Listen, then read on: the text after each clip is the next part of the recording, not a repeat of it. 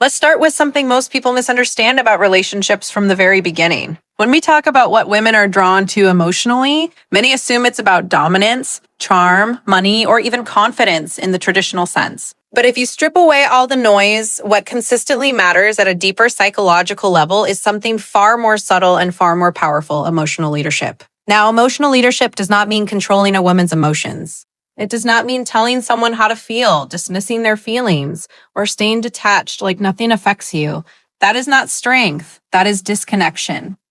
And disconnection over time creates distance, not attraction. What emotional leadership actually means is this. In moments of emotional uncertainty, tension, stress, or confusion, you become the stabilizing force in the dynamic. You don't escalate chaos. You regulate it. You don't mirror panic. You anchor calm. You don't get pulled into emotional extremes. You don't bring clarity where there is noise. And this is where psychology becomes important. Human beings are biologically wired to seek emotional safety, not just physical safety, but psychological safety. The feeling that someone in your environment is steady enough that your nervous system can relax. When a woman feels emotionally safe with a man, something very deep happens. She doesn't just like him more, she trusts him more. And trust is the foundation of all long-term attraction. But here is the part most men miss. Emotional leadership is not about suppressing your own emotions. It is about mastering them. There is a massive difference. Suppression says, I feel nothing. Mastery says, I feel things, but I am not controlled by them. One is avoidance. The other is strength. Think about real-life situations.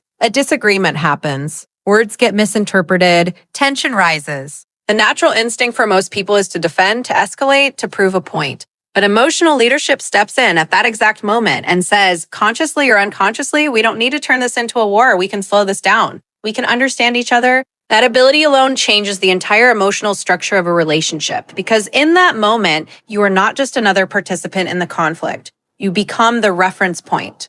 The emotional center, and people are naturally drawn to whoever feels like the center when everything else feels unstable. Now let's go deeper. Attraction is not just about excitement. It is also about relief. If someone only brings intensity, the nervous system eventually becomes exhausted. But if someone brings calm clarity during intensity, the nervous system begins to associate that person with safety, and safety creates attachment. This is why emotionally reactive men often experience unstable relationships. Not because they are bad people, but because they unknowingly communicate unpredictability. And unpredictability keeps the nervous system alert instead of relaxed. Emotional leadership, on the other hand, creates predictability and energy, not boredom, but groundedness. A sense that no matter what happens externally, internally, things will not collapse. And here is something even deeper. Women often test emotional stability indirectly. Not because they are trying to play games, but because the subconscious mind is always asking one question. Is this person stable under pressure? Life is pressure. Relationships are pressure. Relationships are pressure. Stress will happen. The question is never whether chaos will appear, but who remains steady when it does. When a man demonstrates emotional leadership consistently, he communicates something very powerful without words. You don't have to manage everything alone. I am here and I am steady. That sentence does not need to be spoken. It is felt. But emotional leadership also requires restraint. The restraint not to overreact. The restraint not to take everything personally. The restraint not to turn every emotional moment into a personal attack or identity crisis. That restraint is what separates emotional maturity from emotional impulsivity. And over time, that maturity builds attraction not because it is loud, but because it is loud, but because it is rare. Most people can be calm when things are easy. Very few can remain composed when emotions are high, and that rarity is what makes it valuable. So if we reduce everything down to its essence, emotional leadership is not about being the loudest voice in the room. It is about being the most stable presence in the room. It is about making emotional chaos feel smaller just by how you respond to it. And when a woman experiences that kind of presence consistently, something shifts internally. She stops feeling like she is emotionally alone in the dynamic. She stops bracing for instability. She starts to relax into trust. And that is where real connection begins. Because in the end, attraction is not just about who excites the mind. It is about who calms the nervous system without saying a word. And the man who masters that doesn't chase connection. He becomes the place where connection naturally happens. Now let's talk about something that sounds simple on the surface, but psychologically it runs extremely deep. Most people misunderstand attraction because they confuse intensity with value. They think it's the big moments, the surprise, the excitement, the emotional highs that create connection. And yes, those moments matter, but they are not what sustains emotional attachment. What actually builds long-term emotional security is something far less dramatic, but far more powerful. Consistent effort. Consistency is not glamorous. It doesn't get applause. It doesn't create instant dopamine spikes, but psychologically, it creates something far more important than excitement. It creates predictability, and predictability in the emotional world is safety. Now think about how human bonding actually works. The brain is constantly scanning for patterns. It is asking, often unconsciously, can I rely on this person? Are they stable? Do they show up the same way tomorrow that they did today? Because inconsistency creates uncertainty, and uncertainty forces the mind into a state of emotional monitoring. You cannot fully relax around someone you are always trying to figure out. This is where many men unintentionally create distance in relationships. They rely on bursts of energy, very attentive one day, distracted the next, highly expressive at times, emotionally absent at others, and while each individual moment might not seem significant, the pattern creates confusion, and confusion is emotionally exhausting. Now contrast that with consistency. Consistency is not about being perfect, it is about being reliable. It is the simple discipline of showing up in small ways repeatedly over time. It is remembering what matters. It is following through on what you said. It is not disappearing emotionally when life gets busy or difficult. It is maintaining presence even when novelty fades. And this is where psychology becomes very clear. The human nervous system does not bond deeply with intensity. It bonds with repetition. Think about it. Anything that becomes emotionally important in your life is not important because it happened once. It becomes important because it keeps happening. Trust is not built in a moment. It is built in patterns. Safety is not felt in a promise. It is felt in repeated proof. Women, like all human beings, are not just responding to what a man says about himself. They are responding to what? His behavior proves over time. Words can create interest, but behavior creates belief, and belief is what determines emotional investment. Now, here is a deeper layer most people miss. Consistency is actually a form of respect. When you are consistent with someone, you are communicating, you matter enough for me to be steady. Inconsistency, even when unintentional, often communicates the opposite. You are only a priority when it is convenient for me. That distinction is subtle, but psychologically powerful.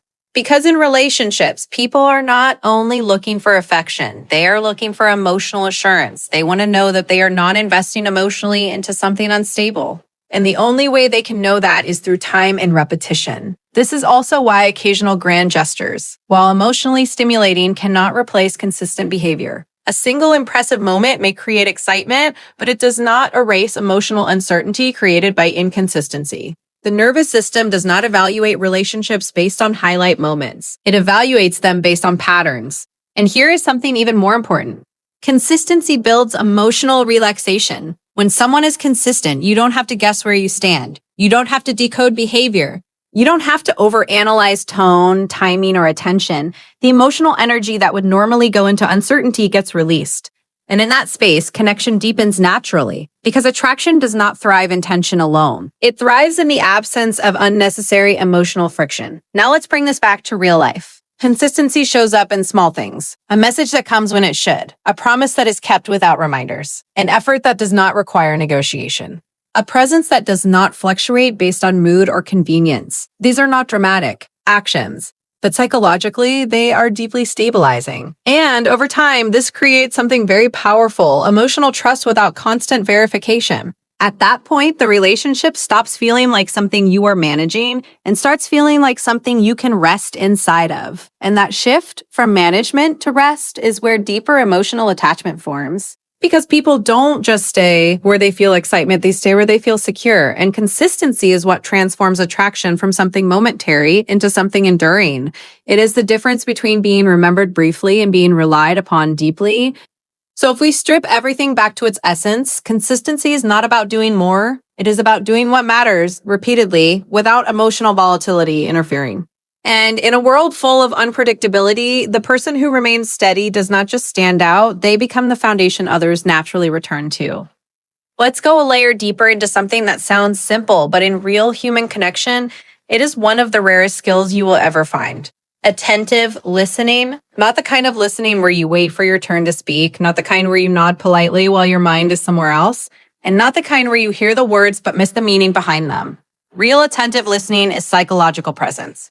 It is the ability to tune into what is being said, what is not being said, and what is being emotionally transmitted underneath the surface. Because here is something most people never learn. Communication is rarely about information. It is about emotion wrapped in information. The words are just the surface layer. Underneath that, there is tone, hesitation, timing, energy, and emotional context. And often the real message is hidden in everything except the words themselves. Now, why does this matter so much in relationships? Because many women don't feel unheard due to a lack of conversation. They feel unheard due to a lack of emotional recognition. A man might respond to the words correctly, but still miss the feeling behind them. And when that happens repeatedly, something subtle begins to break down. Emotional trust, not logical trust. Emotional trust. And emotional trust is built when someone feels, this person understands me beyond what I am explicitly saying. Now think about what that actually requires. It requires removing the impulse to fix, respond, or dominate the conversation, and instead entering a state where your primary goal is not to reply, but to understand. Most people listen with the intent to answer, but attentive listening requires listening with the intent to understand fully, but forming a response. And that shift changes everything. Because when a person feels deeply understood, something powerful happens in their nervous system. They relax, they open up, they begin to share more honestly, more vulnerably, more naturally, not because they are being pushed, but because they feel safe enough to expand. This is where emotional intimacy actually begins, not in attraction, not in chemistry, but in the experience of being accurately received. Now, here's where psychology becomes even more interesting. Human beings are constantly testing whether they are being emotionally mirrored, not copied, but understood. When someone shares something meaningful, they are unconsciously asking, did you get what I really meant? Or did you just hear the surface level? And when they consistently feel misunderstood, even in small ways, they begin to withdraw emotionally. Not always consciously, but gradually, subtly, they share less. They reveal less. They protect more.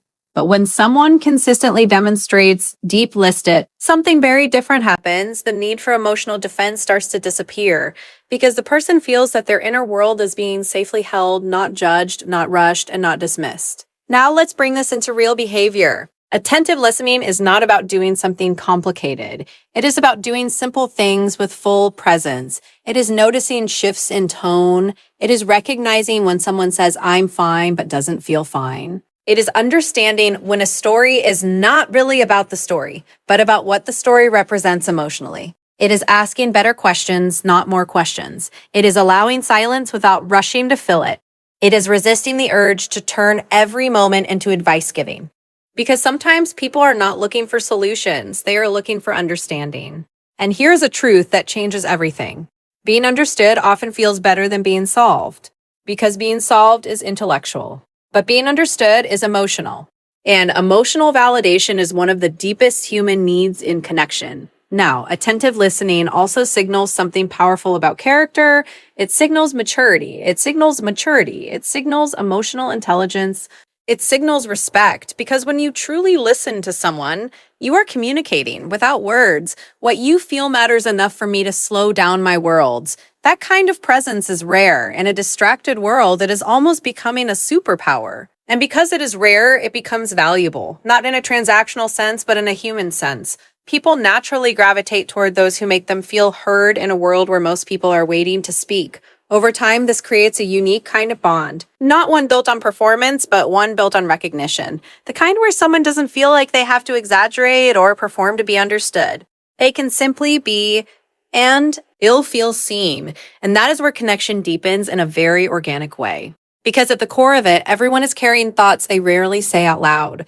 Everyone has emotional layers they don't fully express. And when they find someone who can hear those layers without forcing them to explain everything perfectly, trust becomes effortless. So if we reduce it to its essence, attentive listening is not about hearing more words. It is about understanding more truth beneath the words. And the moment someone feels that from you consistently, they don't just feel heard in conversation. They feel understood in existence. And that changes everything, because in human connection, the deepest bond is not formed when someone impresses you. It is formed when someone finally understands you without you having to translate who you are. Now let's move into something that often gets misunderstood, but psychologically carries a lot of weight in attraction and long-term emotional connection. Initiative, or more specifically, the ability to take initiative without being asked. At first glance, this might sound like a simple behavioral trait, just doing things, taking action, being proactive, but in human psychology, initiative communicates far more than action. It communicates awareness, it communicates leadership, and most importantly, it communicates emotional investment, because when someone consistently has to be told what to do, how to do it, or when to do it, something subtle begins to happen in the emotional dynamic. The mental load shifts, the sense of partnership starts to feel uneven, and over time, attraction gets replaced with responsibility. Now, let's be very clear here. This is not about perfection. It is not about reading minds. It is not about never making mistakes or always knowing exactly what the other person needs. That is unrealistic. What we are talking about is a pattern of awareness, an effort to notice, anticipate, and act when something is clearly needed. Psychologically, initiative signals something very important: cognitive and emotional presence. It shows that you are not just participating in the relationship, you are actively engaged in it. You are observing, you are thinking ahead. You are not waiting to be directed like an external operator. You are internally involved in the dynamic. And this creates a very different emotional experience for the other person. Because when initiative is absent, relationships begin to feel like management. One person starts to feel like they are coordinating everything, emotionally, practically, even socially. And that role over time is exhausting. Not because effort itself is exhausting, but because constant prompting removes the feeling of shared awareness. Now contrast that with someone who takes initiative. Small things. Noticing something needs to be done and doing it. Planning without being reminded. Solving small problems before they become conversations. Paying attention to patterns and acting on them. These are not dramatic actions, but psychologically, they send a powerful message. I am here, I am aware, and I am participating fully. And that message creates something very important in human bonding: relief. Because initiative removes friction, it reduces the need for constant verbal explanation. It lowers the emotional workload in the relationship. And whenever emotional workload decreases, emotional comfort increases. Now, here is where it becomes even more interesting. Initiative is closely tied to perception. It is not just about doing things. It is about noticing things others don't have to point out. And that ability creates a sense of being emotionally tuned in. It signals intelligence, not just intelligence, but relational intelligence. Because IPs are not maintained by reaction. They are maintained by anticipation. Most emotional friction in relationships does not come from big problems. It comes from small, repeated moments where one person feels like they are always the one initiating clarity, direction, or care. And over time, that imbalance shifts the emotional tone from connection to coordination. But when initiative is present, something changes.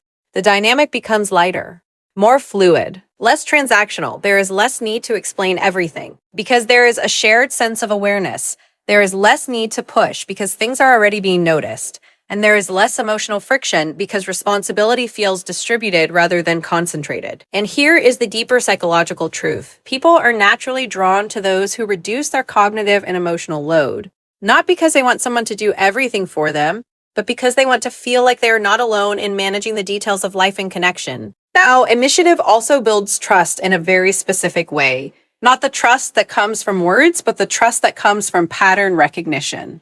When someone consistently takes initiative, the mind begins to form a belief: I don't have to carry everything alone in this relationship. And that belief creates emotional safety. And emotional safety, again, is what allows attraction to deepen rather than contract. Because without safety, people become guarded, they start to overthink, they start to compensate. But with safety, they relax. And when people relax in someone's presence, connection becomes natural instead of forced. But there is an important distinction here that often gets missed. True initiative is not about control. It is not about taking over everything or making decisions unilaterally. It is about awareness combined with respect. It is the ability to step forward where needed while still remaining attuned to the other person's space and voice. It is not domination. It is participation with intelligence, and when done correctly, it creates something very rare: a feeling of shared effort without constant negotiation. Because at the deepest level, people are not looking for someone who is perfect. They are looking for someone who is present, someone who notices, someone who acts without needing to be pushed, someone who makes life feel a little more supported and a little less heavy. And over time, that presence becomes more powerful than any single gesture or statement. So if we reduce it to its essence, initiative is not just about doing things first. It is about showing consistently that you are mentally and emotionally engaged enough to see what matters and responsible enough to act on it without waiting to be instructed. And in a world where so many people wait to be told, the one who notices first and acts naturally becomes the one who is trusted most. Because ultimately, people don't bond deeply with those who simply respond to life. They bond with those who actively participate in shaping it with them. Now let's talk about something that seems small on the surface, but in human psychology, it carries enormous emotional weight. Appreciation, but not just appreciation in general terms. What we are really talking about here is genuine, specific appreciation. The kind that feels personal, intentional, and real. Because here is something most people never fully understand. Human beings don't just want to be liked. They want to be recognized, and there is a massive difference between the two. Being liked is general. It can be given to anyone. It is often surface level and interchangeable. But being recognized is specific. It feels like someone has actually seen you, not just your role, your appearance, or your presence, but your effort, your character, your details, your uniqueness. And psychologically, that distinction changes everything. Now, in many relationships, appreciation becomes repetitive and generic. You look nice. You're amazing. You're great. And while those words are not meaningless, they slowly lose emotional impact when they are not grounded in specificity, because the human mind is wired to detect authenticity through detail. The more specific something is, the more real it feels. Think about it this way. Anyone can say something positive, but only someone who has truly paid attention can say something accurate and specific about you. And that accuracy is what creates emotional resonance. Now, here's the deeper psychological layer. When someone gives you specific appreciation, what they are really doing is proving awareness. They're saying, without saying it directly, I see the things you do that most people overlook. And that creates a powerful emotional shift because most people move through life feeling partially unseen. People notice the obvious. Very few people notice the subtle. The effort behind a decision, the intention behind a small action, the consistency in behavior, the emotional nuance behind a reaction. These are the things that often go unacknowledged, not because they are unimportant, but because most people are not observant enough to register them. So when someone does notice them and expresses it clearly, it creates a strong emotional impact. Because now the appreciation is not just about validation, it becomes about recognition of identity. And identity recognition is one of the deepest psychological rewards in human connection. Now let's go even deeper. Specific appreciation does something very important in the brain. It strengthens emotional association. When someone highlights a specific quality in you, your mind begins to link that quality with the person who noticed it. Over time, this builds a subtle but powerful emotional connection. Not dependency, not obsession, but association. You become, in their mind, someone who sees them correctly. And in a world where most people feel misunderstood in small ways, that becomes incredibly valuable. Now contrast this with generic praise. Generic praise is easy to dismiss. It can feel polite, but not deeply meaningful. It doesn't challenge the mind, and it doesn't create emotional anchoring. It passes through without leaving a strong imprint, but specific appreciation does the opposite. It sticks. It lingers. It gets remembered because it is tied to detail, and detail signals truth. Now, here is something even more important to understand. Women, like all human beings, are constantly filtering the difference between surface-level attention and real attention. Surface-level attention is fast, reactive, and often focused on obvious traits. Real attention is slower. It notices patterns, it sees effort, it recognizes intention behind action. And when a man consistently expresses appreciation in that deeper, more specific way, it communicates something very powerful. I am not just present, I am observant. And observation is a form of respect, because to observe someone deeply requires time, patience, and genuine interest. It requires you to step outside of yourself long enough to notice someone else's world accurately. Now, let's ground this in real-life dynamics. Specific appreciation could be noticing effort when no one else does. It could be acknowledging the way someone handles pressure, the way they think through things, the way they show care in subtle actions that others might take for granted. It is recognizing personality traits, emotional strengths, or even small habits that reflect who they are beneath the surface. And when those things are reflected back to someone, something powerful happens internally. They feel seen not as a role, but as a person. And that feeling is rare because most people are not fully seen. They are partially seen, selectively seen, or superficially seen. But rarely are they seen with depth and accuracy. And that is why specific appreciation carries emotional weight. It fills a gap that most people don't even realize they have.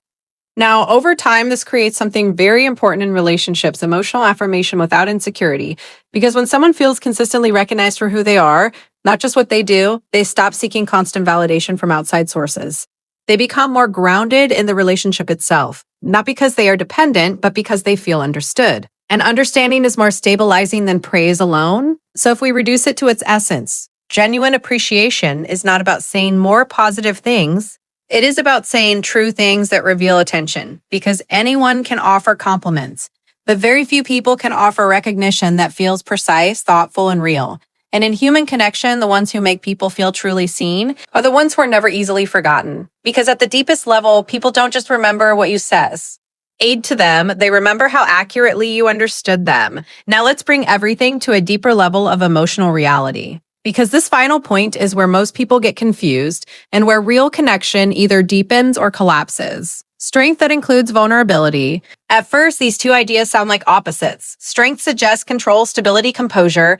Vulnerability suggests openness, exposure, emotional honesty. And most people are taught either directly or indirectly that they have to choose one or the other. Be strong or be open. Be composed or be expressive. Be in control or be emotionally honest. But psychologically, that is a false choice. In fact, the most emotionally powerful people are not those who choose between strength and vulnerability. They are those who integrate both. Because true strength is not the absence of emotion. True strength is the ability to remain grounded while still being emotionally real. Now let's understand why this matters in human connection. When someone only shows strength, only control, only emotional distance, they may appear stable on the surface. But over time, that creates a psychological barrier because people cannot fully connect with perfection that feels unreachable. It becomes impressive, but not intimate. On the other hand, when someone is only vulnerable, constantly emotional, constantly uncertain, constantly open without grounding, it can create emotional instability. And instability over time creates insecurity rather than attraction. But when both are present together, something very different happens. It creates emotional trust because now the other person sees something real. They see someone who can hold themselves together under pressure, but also has the courage to be honest about what they feel internally. That combination signals maturity, not performance, not image, but emotional depth with control. And that is what creates real connection. Now let's go deeper psychologically. Human beings are not just attracted to strength, they are also repelled by emotional suppression. And they are not just attracted to vulnerability. They are also uncomfortable with emotional instability. So the mind is constantly trying to find balance. Someone who feels safe, but also real. Someone who feels grounded, but not closed off. And when that balance is present, something shifts internally in how people relate to you. They begin to relax emotionally because they don't feel like they are interacting with a wall. And they don't feel like they are holding up a fragile structure either. They feel something stable and human at the same time. Now, here is where emotional maturity becomes important. Vulnerability is not about oversharing. It is not about emotional dependency. It is not about unloading every thought or insecurity without awareness. That is not vulnerability. That is emotional lack of structure. True vulnerability is intentional. It is selective honesty. It is the ability to express what is real without losing your center. It is saying, this is what I feel, without turning it into emotional collapse. And that distinction is critical because when vulnerability is grounded in strength, it creates connection. But when vulnerability replaces strength, it creates instability. Now let's look at the deeper psychological impact. When a man is able to show controlled vulnerability, meaning he can express uncertainty, reflect honestly, or acknowledge emotional depth without losing his grounding, it creates something very powerful in the mind of the other person. Emotional trust becomes mutual because now they are not interacting with someone who is hiding behind a mask. They are interacting with someone who is real, but also stable enough to handle reality. And that combination is rare. Most people lean too far in one direction. Either they protect themselves so much that they become emotionally unavailable, or they open up without structure and become emotionally overwhelming. But very few learn the balance of emotional honesty with internal control. And that balance is what creates depth in relationships. Because depth does not come from perfection. It comes from authenticity that feels safe. Now let's bring this into real relational dynamics. When vulnerability is expressed from a place of strength, it does not reduce respect. It increases it because it signals confidence. It signals that you are not afraid of being seen fully and that you are not dependent on maintaining a flawless image to feel secure. And that is deeply attractive at a psychological level, not because it is dramatic, but because it is honest. But again, the foundation must be strength because strength is what holds the emotional space. Vulnerability is what fills it with humanity. Without strength, vulnerability collapses into insecurity. Without vulnerability, strength becomes emotional distance. But together, they create emotional depth. And emotional depth is where real connection lives.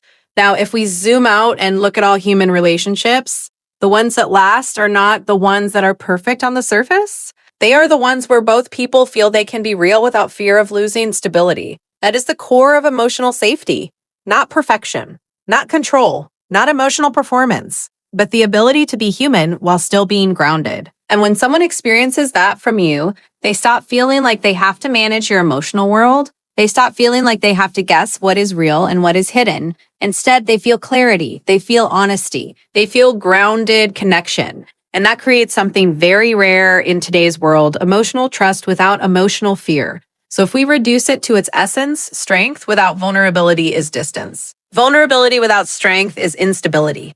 But strength combined with vulnerability is real connection. And in the end, people don't bond deeply with those who appear perfect. They bond deeply with those who are strong enough to be real and real enough to be safe. Because the deepest form of attraction is not about being impressed by a persona. It is about feeling secure with a person who is brave enough to be fully human,